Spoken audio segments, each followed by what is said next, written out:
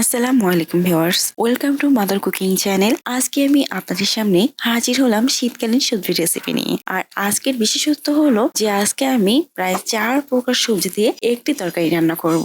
আর এই সবজিগুলো হলো ফুলকপি, সিম, আলু, পালং শাক। এই 4 প্রকার সবজির মধ্যে রয়েছে 4 ধরনের পুষ্টিগুণ। আর আমরা যদি এই 4 প্রকার সবজি একসাথে রান্না করি তাহলে কিন্তু আমরা এই 4 প্রকার সবজির পুষ্টিগুণ একসাথে পেয়ে যাব।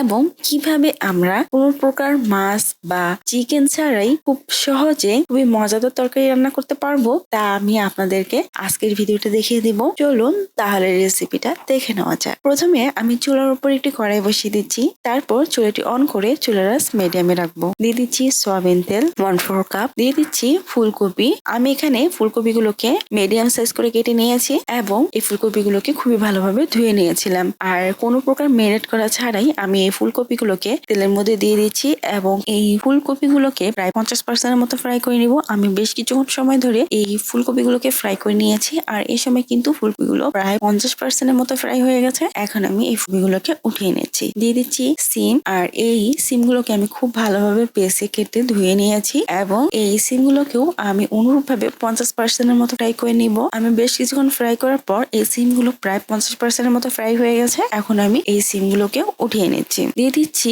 আলু 200 গ্রাম, আর এই আলুগুলোকে আমি প্রায় 50 থেকে 60% মতো ফ্রাই করে নিব। আমি বেশ কিছুক্ষণ সময় এই আলুগুলোকেও ফ্রাই করে নিয়েছি। এই সময় এই আলুগুলো প্রায় 50 থেকে 60% মতো ফ্রাই হয়ে গেছে। এখন আমি এই আলুগুলোকে উঠিয়ে নিচ্ছি। কড়াইয়ে থাকা অবশিষ্ট তেলের মধ্যে দিয়ে দিচ্ছি সয়াবিন তেল আরো 2 টেবিল চামচ, দিয়ে দিচ্ছি সাদা এলাচ 2টি, আর এই এলাচগুলোকে আমি একটু ফাটিয়ে নিয়েছি যাতে এর ভিতর থেকে এর স্মেলটা খুবই ভালোভাবে বের হতে পারে। দিয়ে দিচ্ছি দারচিনি 2টি টুকরা, দিয়ে দিচ্ছি পেঁয়াজ 1/4 কাপ। এখন আমি এই পেঁয়াজগুলোকে প্রায় 30% মতো ফ্রাই করে নিব। আমি বেশ কিছুক্ষণ সময় এই পেঁয়াজগুলোকে ফ্রাই করে নিয়েছি। এই সময় পেঁয়াজগুলো প্রায় 30% মতো ফ্রাই হয়ে গেছে। ঠিক এই সময়টাতে আমি দিয়ে দিচ্ছি কাঁচামরিচ 3টি, আর এই কাঁচামরিচগুলোকে আমি মাঝ বরাবর কেটে নিয়েছি। এখন আমি এগুলোকে পেঁয়াজের সাথে ফ্রাই করে নিব।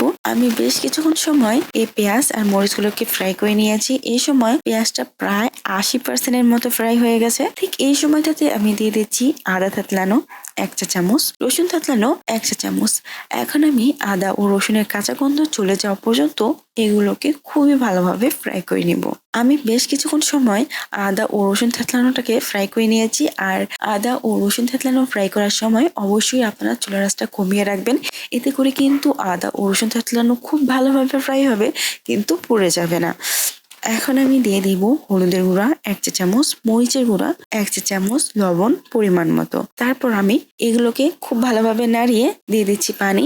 খুব বেশি সময় নাড়া যাবে না, একটু নাড়িয়েই কিন্তু পানি দিয়ে দিতে হবে, তা না হলে কিন্তু হলুদটা পুড়ে যেতে পারে, তখন কিন্তু তরকারির স্বাদটা তেতো আসবে। পানি দেওয়ার পর আমি এই গ্রেভিটাকে খুবই ভালোভাবে নাড়িয়ে দেব। খুব ভালোভাবে নাড়িয়ে দেওয়া হয়ে গেলে দিয়ে দিচ্ছি পালং শাক। এখন আমি পালং শাকটাকেও খুব ভালোভাবে নাড়িয়ে দিচ্ছি। পালং শাক দেওয়ার প্রায় 1 থেকে 1.5 মিনিটের মধ্যে কিন্তু এর থেকে পানি বের হতে শুরু হয়েছে। দেখুন অনেকটাই পানি বের হয়েছে। এই সময় আমি দিয়ে দিচ্ছি ফ্রাই করা আলু, সিম আর ফুলকপি। এখন আমি এগুলোকে খুবই ভালোভাবে কষিয়ে নিচ্ছি। আমি বেশ কিছুক্ষণ সময় এগুলোকে খুব ভালোভাবে কষিয়ে নিয়েছি। দিয়ে দিচ্ছি টমেটো 1টি। আমি এখানে একটি টমেটো 4 পিস করে কেটে নিয়েছি। এখন আমি এই তরকারিটাকে খুবই ভালোভাবে নাড়িয়ে দিব। আর এই সময় পালং শাক থেকে অনেকটা পানি বের হয়েছে। আর এই পানির মধ্যে আমি এই পালং শাক, সিম, আলু এগুলোকে খুবই ভালোভাবে কুক করে নিব।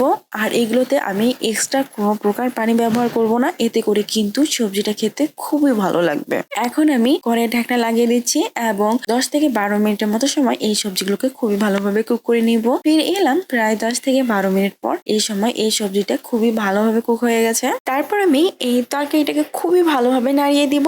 দিয়ে দিচ্ছি ধনিয়া পাতা কুচি। আমি কড়াইয়ে ঢাকনা লাগিয়ে দিচ্ছি এবং চুলাটি অফ করে দিচ্ছি। তৈরি হয়ে গেছে খুবই মজাদার সবজি রান্না। আর এই সবজিটা দিয়ে ভাত, পরোটা, রুটি যে কোনো কিছুই খেতে পারবেন। প্রিয় দর্শক, এই ছিল আমাদের আজকের রেসিপি।